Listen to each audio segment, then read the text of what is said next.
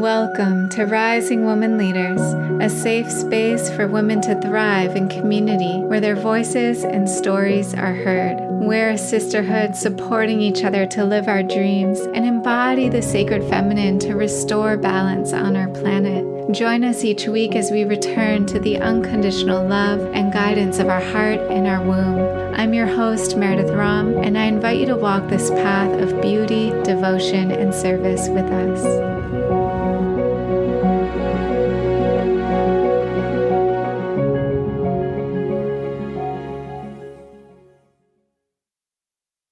I'm here today with Aimée Cartier, who is a psychic guide who specializes in helping her clients discern what choices are in their highest and best interest so that they have the information they need to act on and align with their own highest good. She's known for her clear, accurate insight and her attention to practical details. She's founder of Empath Intuition University and Intuition University. In either private or group programs, she teaches women who are having a hard time trusting their own intuition or don't know how to use it to get results.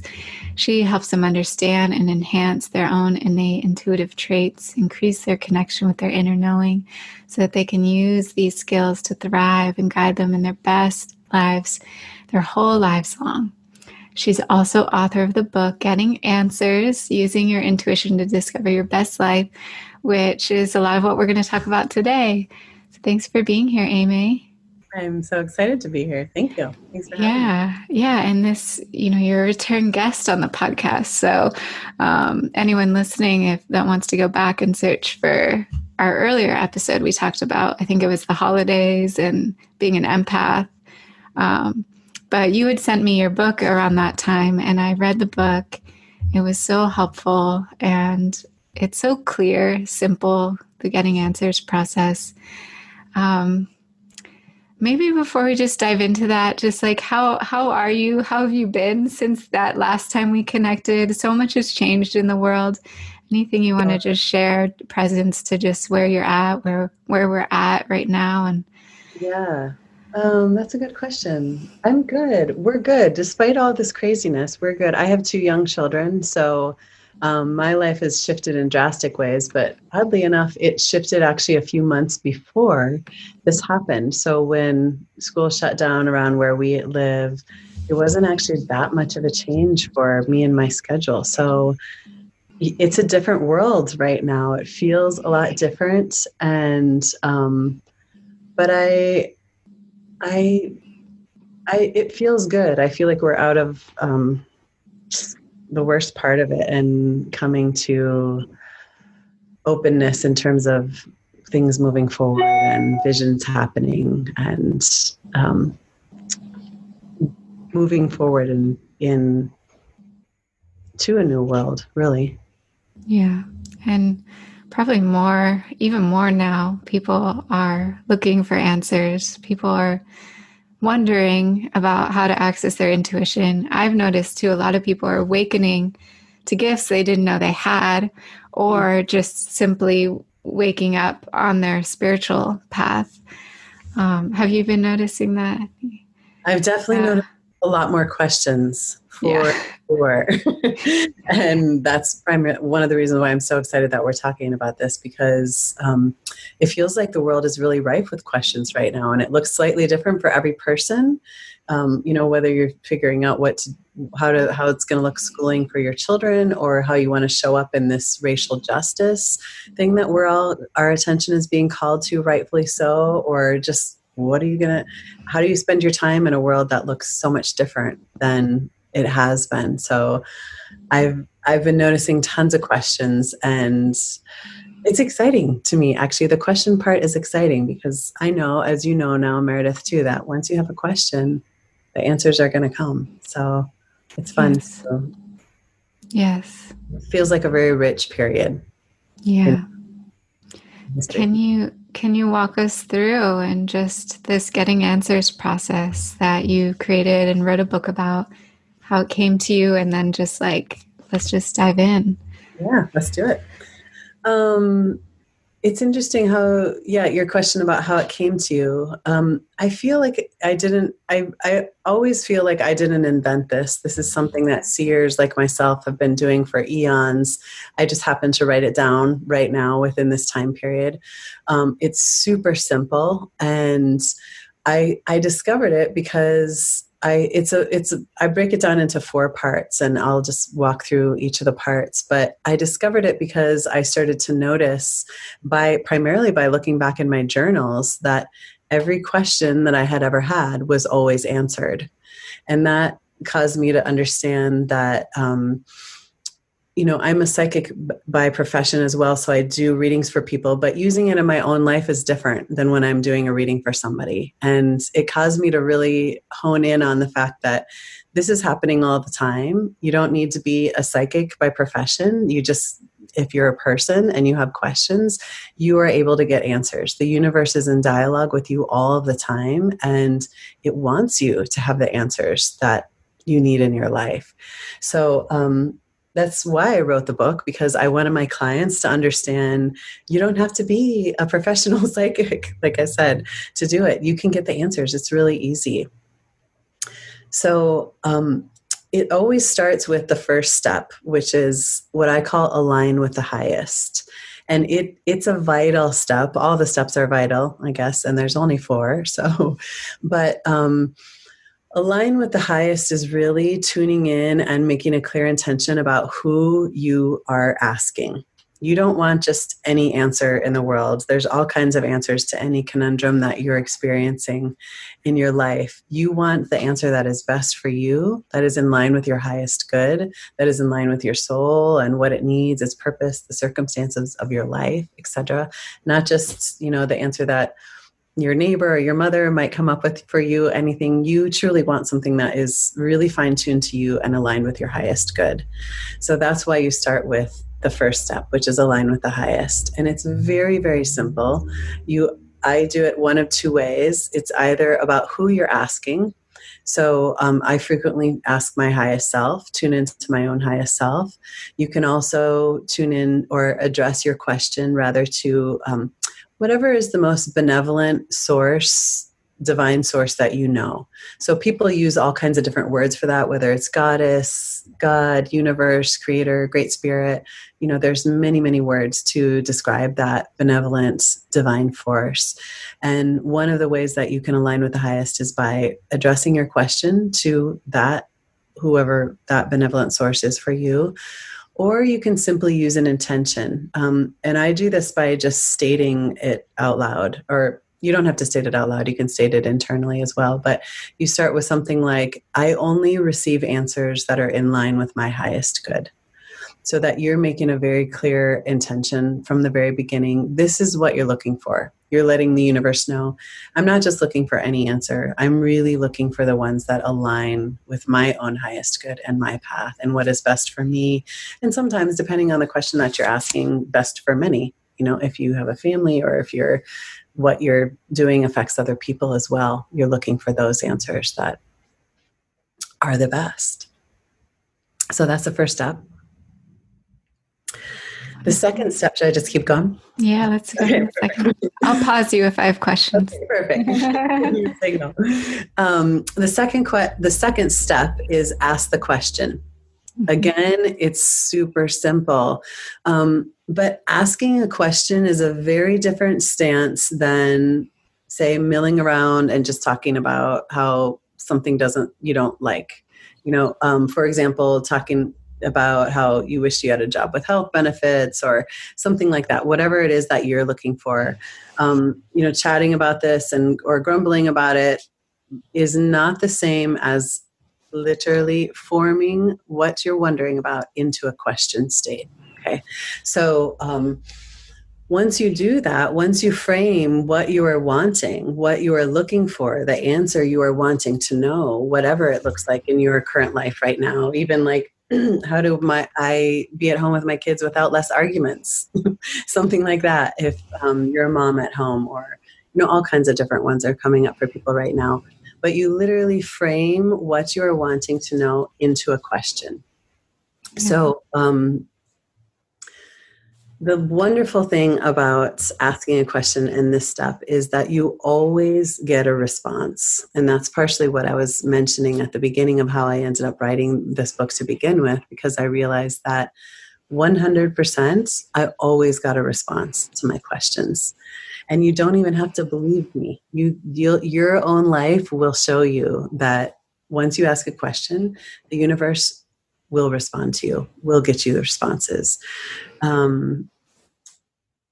So I always think of this part as kind of like a spotlight. Like, like I said, you can be standing around talking to your partner or something about how you wish something was different. The moment that you ask a question, it's sort of like sending a spotlight or like a beam into the universe, letting the benevolent forces that be understand that you truly want an answer to this. You want to know. There are many curiosities in life, and you don't necessarily I always think of my brother when I say this, because he went through a period where he would work on his own cars. He had a biodiesel car that he turned into things. And there are all kinds of questions, but for example, I have never been interested in knowing about how my car engine works, in contrast to my brother. Okay. So the point is that if you want to know, you need to ask, truly ask the question. Yes. Yes. And maybe I'll ask there, just like, are some questions better than others? Like, do you, big questions, specific questions? What if you're not sure about your question? Any advice?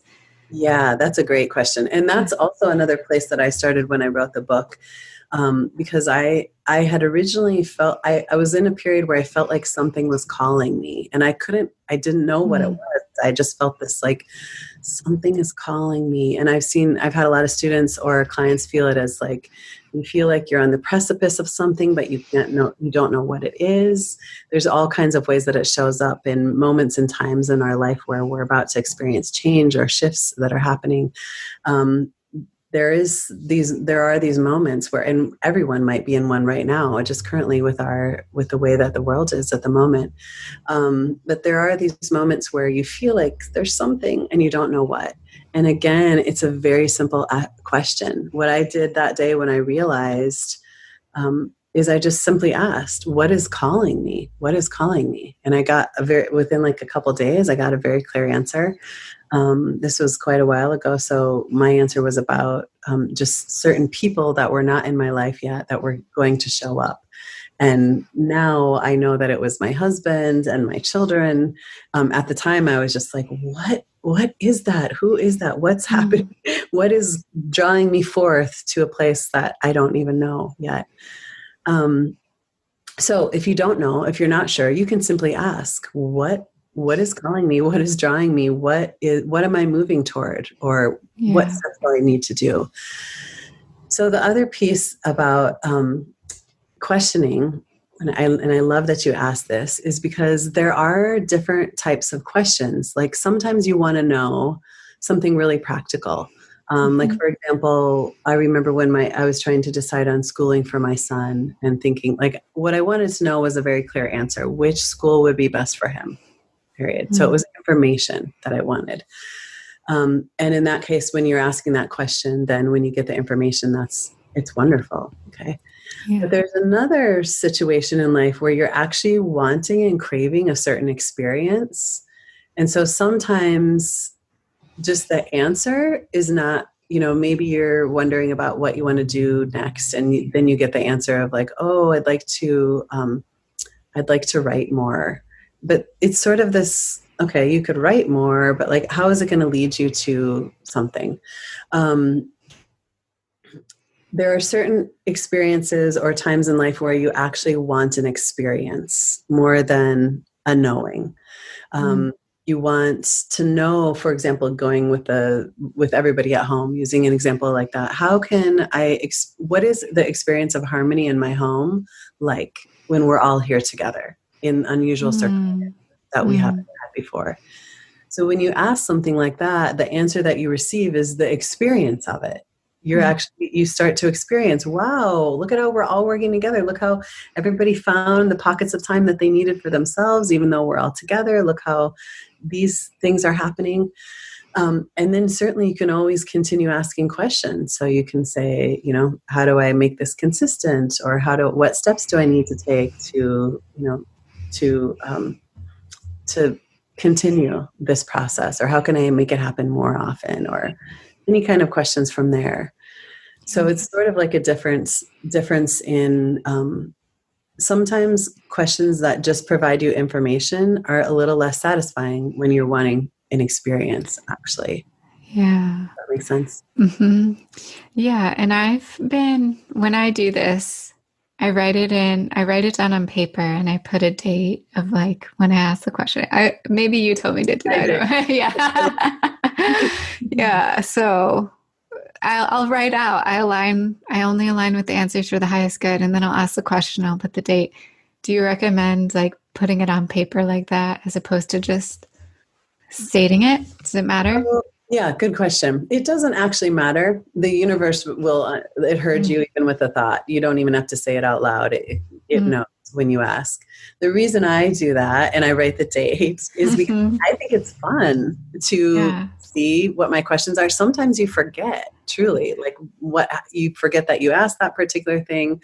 And I'll get to that when I'm get to the next some examples of that when I get to the next step. But I just think it's really fun to write it out and write the date, because looking back, I'm like, oh my gosh, 2 days ago, I asked about this and look, it's already been solved. So it's not necessary to write it down at all. But the other thing that is, in terms of writing it down, is sometimes satisfying for people is if you are the kind of person that keeps mulling things over in your mind, or you're having that like time where you're just like, how am I going to solve this? How am I going to solve this? And you keep asking the question and coming back to it in your mind, and sometimes just writing it down and putting it on a Post-it note in different places in your house or on your steering wheel or whatever, is mollifying to the mind. It helps you understand the universe is on the job.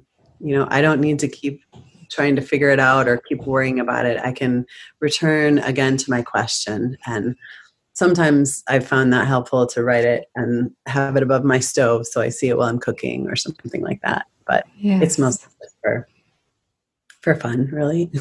Yes. Great. Okay. Step number 3. Okay. So step number 3 is receiving answers. So again, it's super simple. But what I like to point out is that the step is not ask question, receive answer. There are different steps. Asking the question is a step in its own, as is receiving the answer. And the reason why I point that out is a lot of time is for, I guess, many reasons, but one of them is you can't control the timing of it. So, you ask a question and it might be, I've literally asked questions and had then gone to the grocery store and had the next thing somebody said to me be in response to the question I just asked. The universe. They didn't know. I didn't ask the question to them out loud. I asked it to myself, likely in my journal. And then the next person that spoke to me said, hey, did you know? And answered my question. And sometimes it takes a while. So you can't control the timing of it at all. So, so the question, or this third step, is receive answers. And the way that you do that is by being in your life. You don't have to do anything exceptional or extraordinary. You don't need to chase it. If you are going to be at home, chatting occasionally on the phone or in your yard or going to the grocery store, whatever the current circumstances of your life are, the universe understands where you are and it will provide you answers wherever you are. Okay. So there's no extra, there's nothing extra needed. The great spirit is not inhibited in any way. It can provide so many your answers in so many different ways. So I usually what I've noticed by looking at this is that answers generally come in 3 ways. And so far I haven't yet to seen an exception to these. So the first one are the obvious answers, like the one that I gave, what I just said, when the next thing that happened to me was somebody answered my question. It's obvious. That was a very direct answer to my question. One of my all-time favorites was I was sitting at home looking at my checkbook and realized that there were like some discrepancies. And I literally had the question, how can I manage my money better? The next time I walked into the bank, it was a couple of days later, I went to the teller for some other particular thing. And she was like, do you want some tips on how to manage your money better? We just got this new online system. So she used the exact language that I used. That's one of the ways that you know that the answers are just obvious. If somebody literally directly responds to you with either the exact information that you're wanting or even uses the exact language, which happens, it's obvious. Okay. You don't need any interpreter for that. It's very clear. Obviously, I was like, yes, I do. Tell me about this new online system. I need to know. So another way that answers come is something that I call answers that have a signature of spirit. And this is when your senses are altered in some way. Okay. And generally, to me, it feels like spirit is calling my attention to something. So for example, if I've had them come in so many different ways, but I remember once having a question and I was sitting around a table with many friends having dinner, and all of a sudden it was like everybody dimmed, like the volume went down, which was not happening. Everyone was speaking as usual, but my senses altered slightly. And right at that moment, I looked up and I saw in the loft of my friend's living room, I saw a book on a shelf that literally answered a question for me and made me go and seek out the book later. Okay, so it's an example where your senses are altered to let you know something important is happening. There's like vital information coming here. Another way that, it can be all kinds of senses. So I've had it happen with another one of my favorite ways is what I always call it the voice of God, but it's obviously, it's not really like that, but it's like I think of a couple of different girlfriends that have been the voice for this. They'll be talking and all of a sudden for me, just a section of what they're saying it'll be like Mary Kay was speaking with a megaphone. She's like, what you need is da, da, da, da, da. She'll say it. And obviously she's not doing that. She's really just talking normally as she was, but I hear it in an amplified way. This just a very small section or whatever is pertinent to me of what I'm hearing. Inanimate objects can also speak to this. Inanimate objects can be used to get you messages. So for example, another one that I think of is when like lights, my windshield wiper on my car was not working at the moment in the back one. And I remember sitting in the car and I just had this thought about, I just got some real clarity of, you know what I need to do is this. This is the way I need to move forward. And suddenly the back windshield of my car that hadn't worked in 2 days came to life and started like it sounded to me like a dog's tail thumping, like it wasn't raining, so that's kind of what it sounded like. So answers like that where inanimate objects always confirm whatever it was that you were thinking or feeling at the time. Okay, so spirit won't make you guess. It just confirms what I said is what. Yes. It's like when you say something and then someone's cell phone dings and you're like, yeah, exactly. Mm-hmm. Songs that come on the radio, there's all kinds of ways that, other ways that messages come. That's been a common one of mine. I used to have before I had children. This doesn't happen as much to me anymore, but messages, I would wake up with a song in my head when I hadn't heard in like a decade. I would find myself singing it and then be like, I would think, what are the words to the song? And it would be a direct pertinent message to me about either something that was going on or a direction that I needed to take, or confirming something sometimes for me. I've had students and clients. One client told me that she got all of her answers in the mail, or maybe not all of them, but frequently, like, a letter arrived and, like, on the outside of the envelope was something that stood out to her that was reflective of something that she needed to know. Yes. So there's tons of different ways. The third way that I've identified that they come is what I call the answers that you live your way into.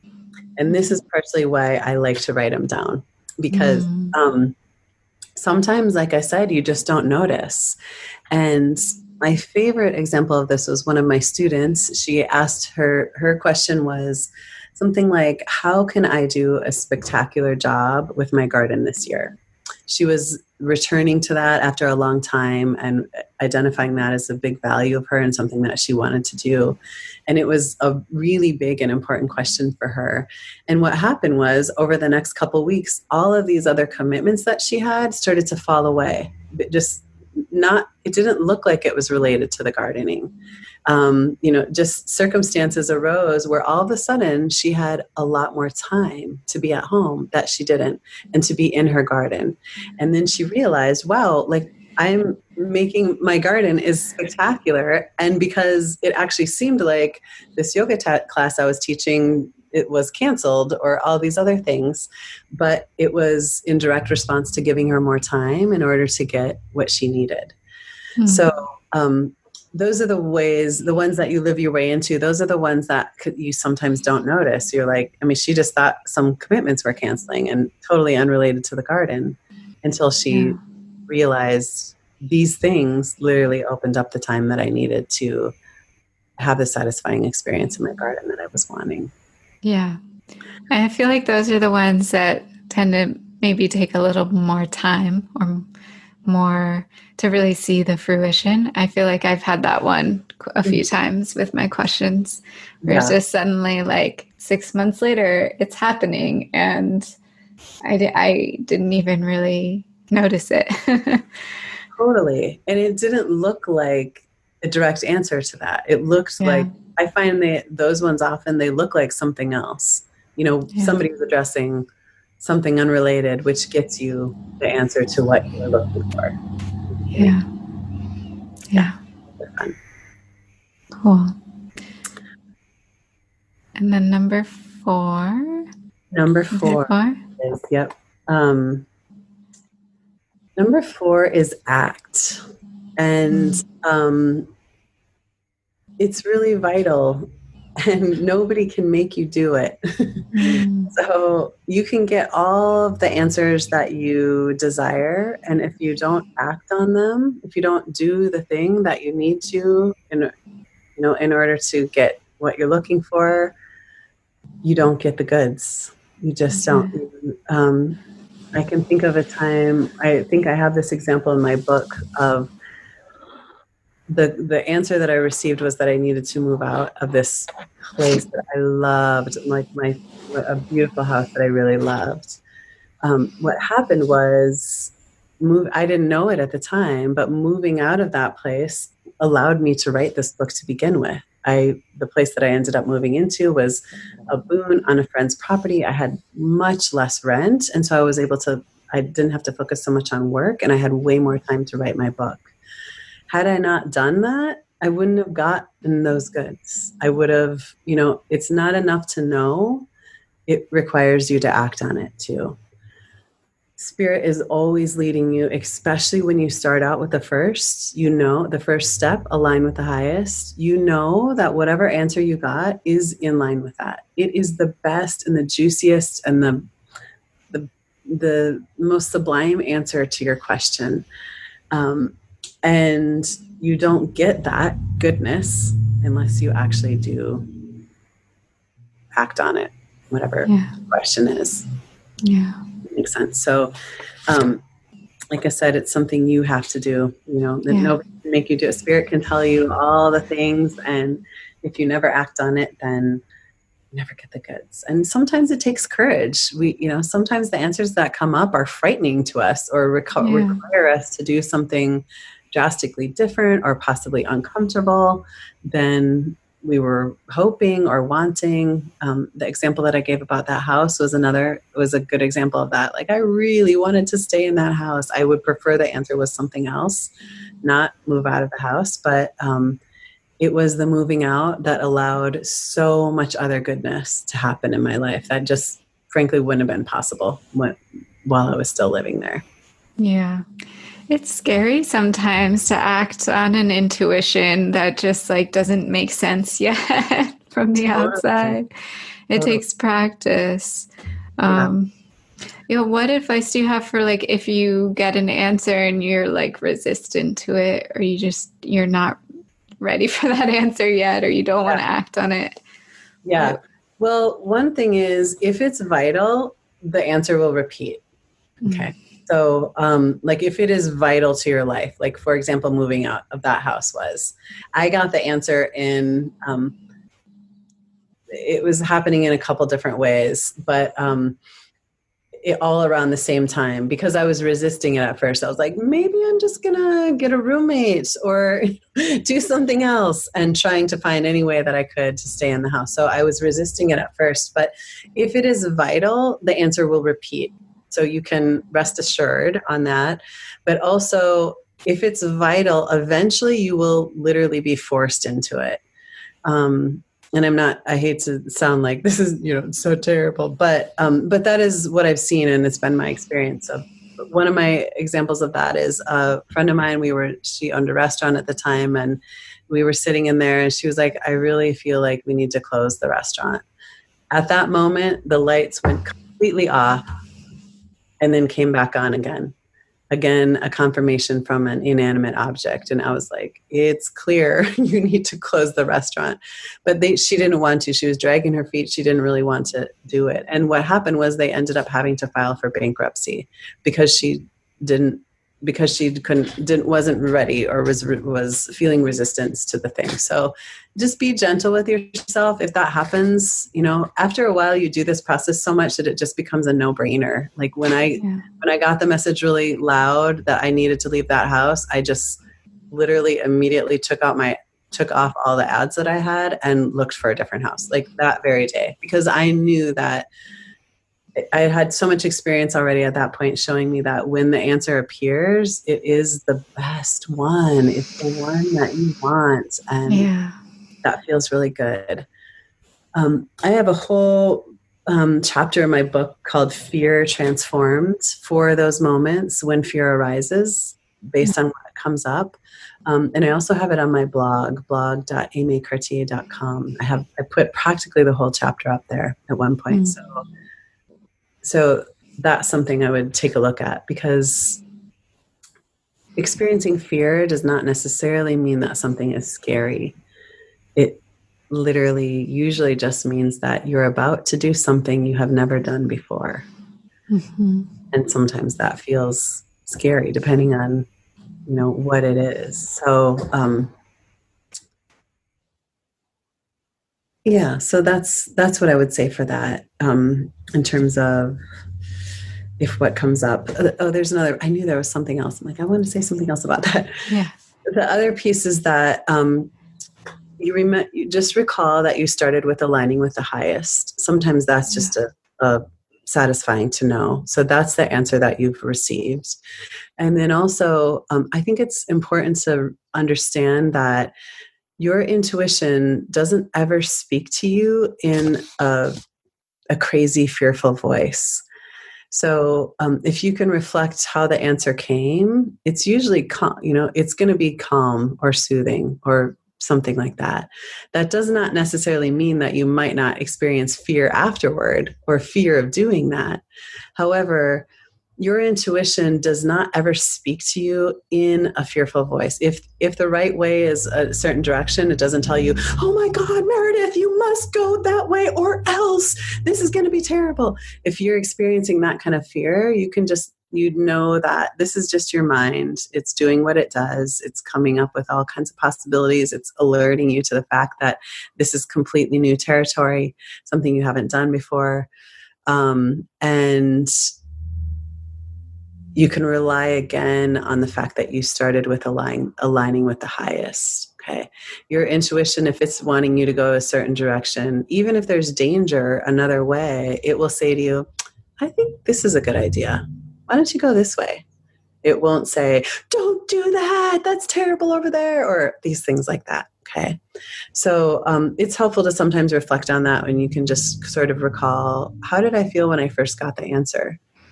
I felt really calm. It felt like the exact thing that I needed, and I knew it was very clear. Okay. If fear comes up later, then that just means that you're human and you're living. Yeah. I think it's important too. Like sometimes we can put so much pressure on our decisions, and even if we make a choice that maybe if we look back on it, like maybe I would have taken the other path, like instead of getting in that regretful place, to just think, I needed to go that way to learn what I did. And I find the universe always will redirect us where we're supposed to be. It's so true. So true.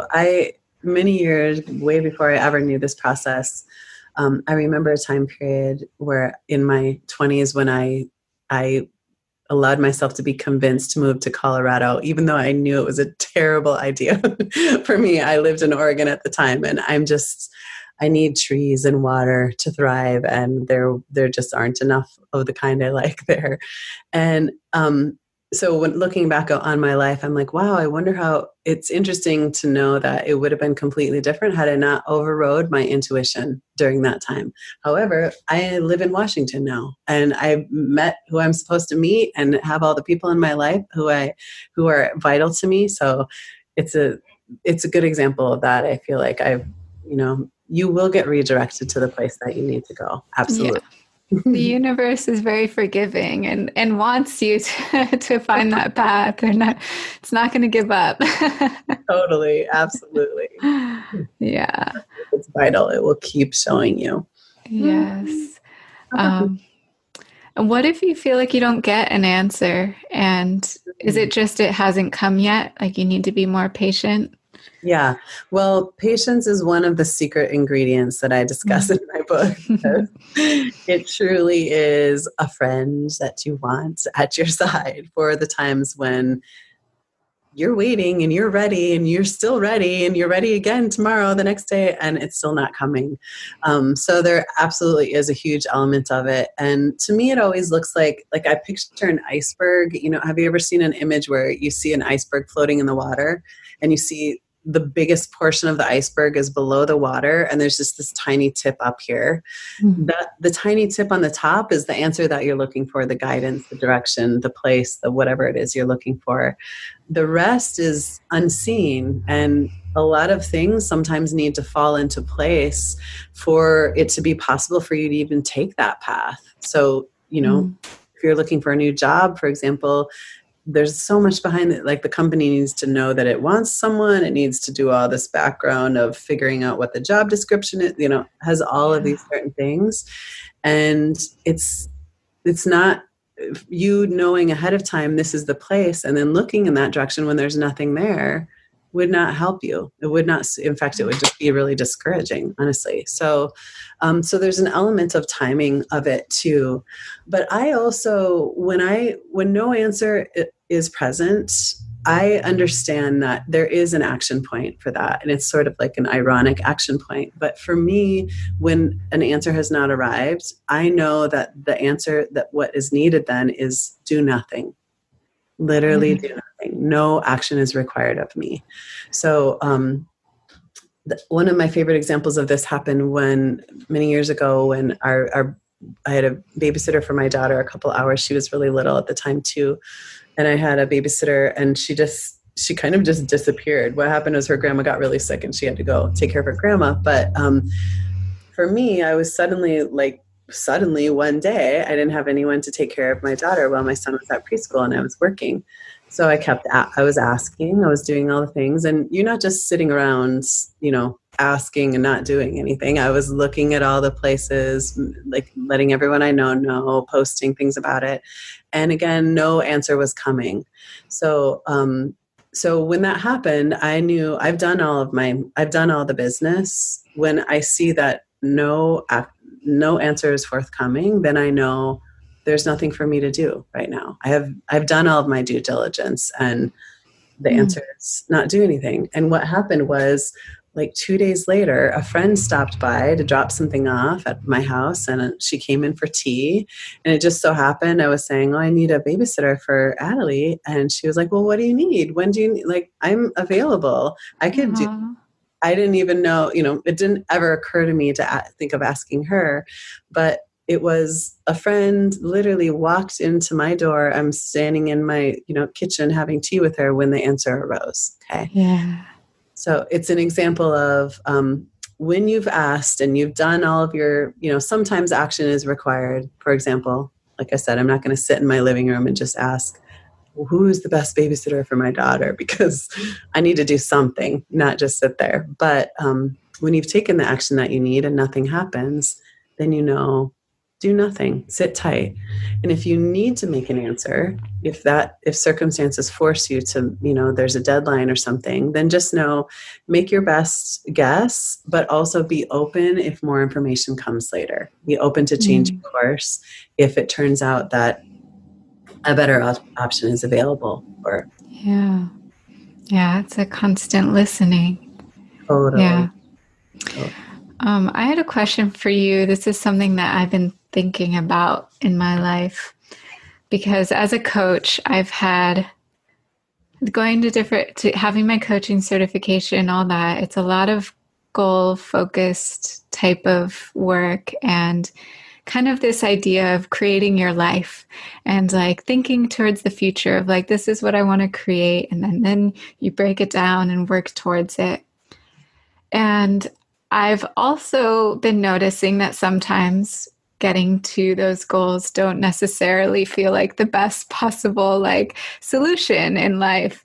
And that some of the things I've been reflecting on that I did not try to make happen at all are the ones that like have been so deeply nourishing and brought the most joy and love into my life. And I'm kind of just like, well, maybe it's better to just let the universe decide where my life goes than trying to like make things happen my way. And I've been thinking about it like creating life versus receiving life. And love to hear your thoughts on that. Yeah. It's such a rich dialogue to be having, one I continue to have as well in my own life, because and it touches on all these different things. Like there's the idea of manifesting things, and then there's the idea of what I have noticed, in the context of what we're talking about with getting answers, is that there are some answers that are better for you than others.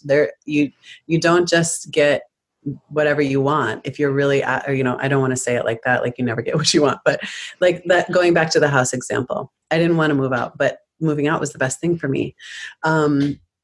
So there are answers that are better for you. It's not just, like I would be a terrible accountant, for example. I can't, I don't think you can, I think there's an element of following the path that serves you and who you are and what you need and how you're built. And there's a big element of mystery in that. I have found many times in my life that,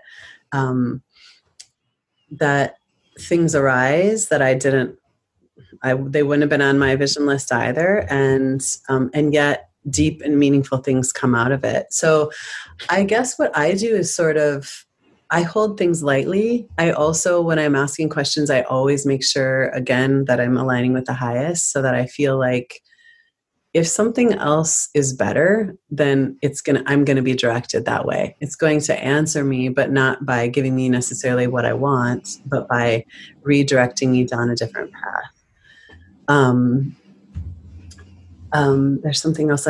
So the other element, this is for me personally, it doesn't really have to do with anything that I've written in the book, but I've also find there's a big element of surrender that I just coming to again and again in my life. And I feel like it's probably pertinent for everyone at this moment in time with all the differences that we're experiencing in our life.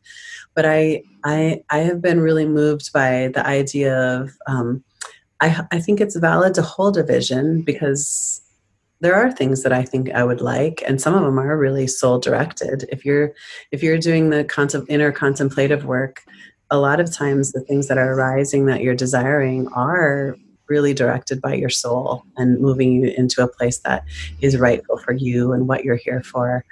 And at the same time, there is a huge magic in the things that appear that you did not plan on or think about or ever have on a vision board ever.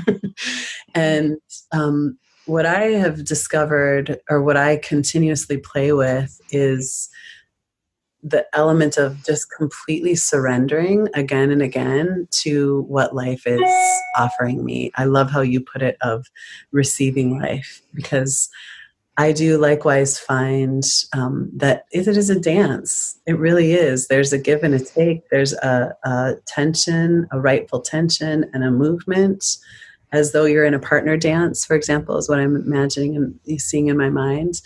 And sometimes we have a little bit more knowledge than others about what is the right way to go, meaning, the best way for us. And sometimes there are, a dip here and there that we would have never thought of that were just so joyful and lovely. So I love the question. It is one that I personally it's a dance that I still continue to play and contemplate and view. I don't know. I don't have any specific answers other than I'm aware that it isn't just write what you want on the page. And yes, you could probably get those things, but is that the best? Yeah. It's about being in that conversation and not getting too fixed about it needing to look a certain way. Totally. Go ahead. I would say I frequently add on to, if there are questions that I'm not sure about, I add on if it serves the highest good. If I'm looking for something specific, I always add on that caveat when I'm doing my questioning of, show me how this can arrive, if this serves the highest good. If there's then I just know that whatever arises is the best. Yes. Would you be open to sharing a question that you're waiting on an answer for in your life right now? Most of my ones, primarily, or my most recent ones, I'm trying to think if I have a question at this moment. Oh, actually, the one question that I'm contemplating constantly with my family is an RV.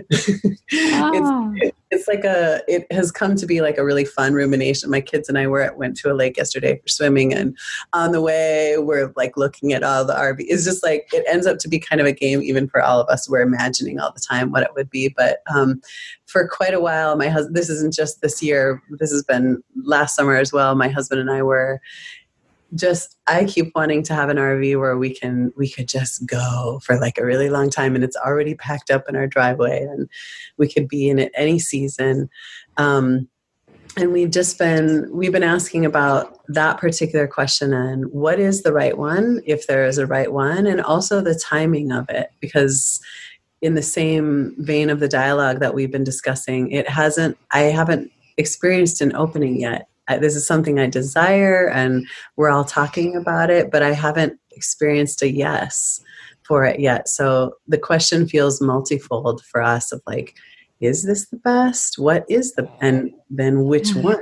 There's, my God, there's a ton of RVs, different RVs you could have. So, and the timing of it. When might we buy it, or that kind of a thing. So that's one that feels just maybe randomly, but particularly juicy for me in my life, that I still don't know the answer to, that I'm I don't know, question is still up for answering.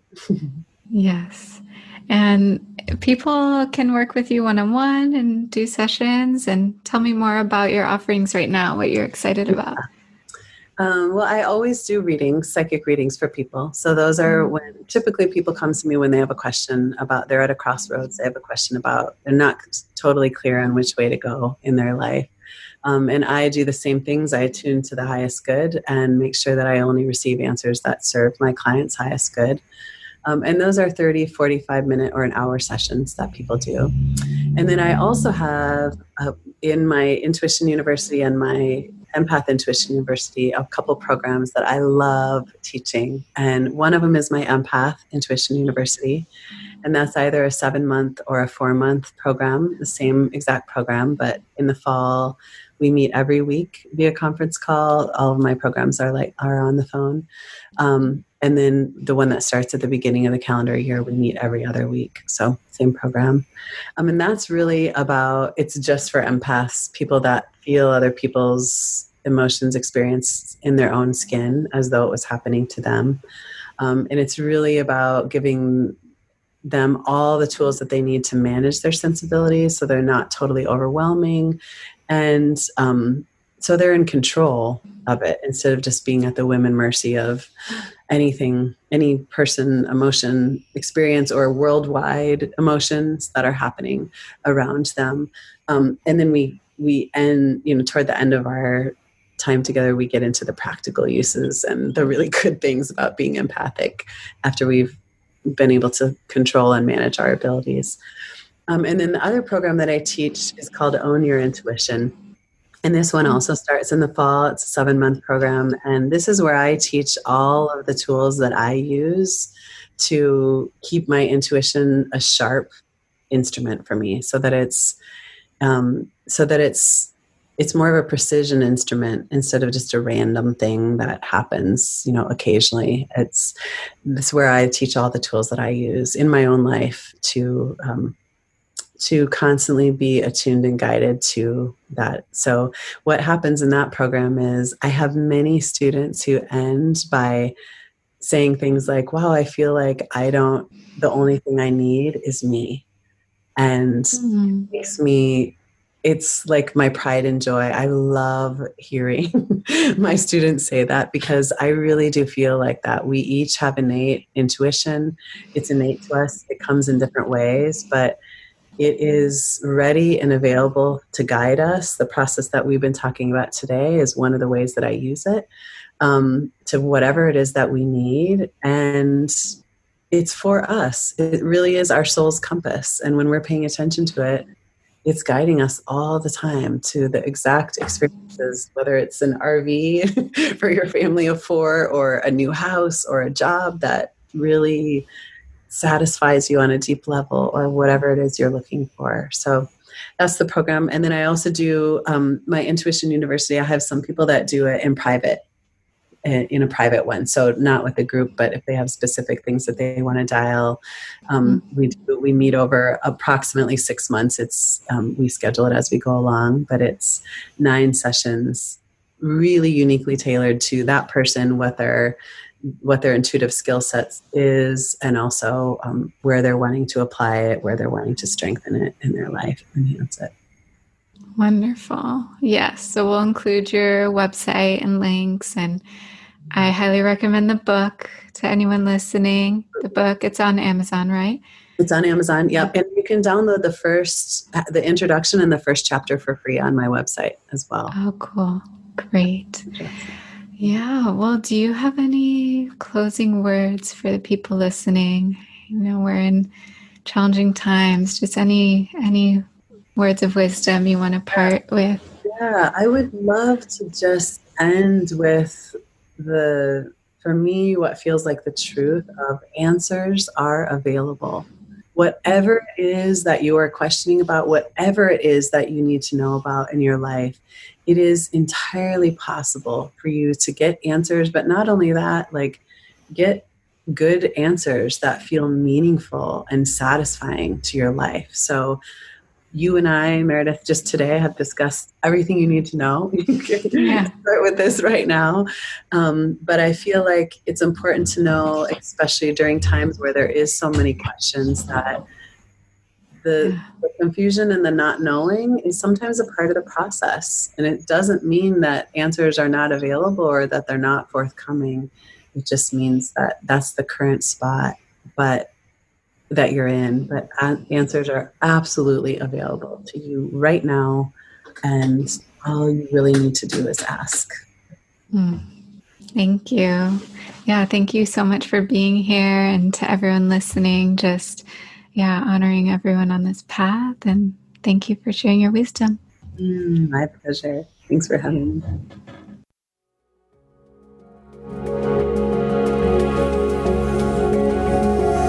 Thanks so much for taking the time to listen to this episode. If you liked it, share it with a friend or leave us a review on iTunes. You can also follow along on Instagram at Rising Woman Leaders, and sign up for email updates at risingwomanleaders.com to be sure to receive all the new and inspiring content. Thanks again for being here. It's an honor to walk this path with you.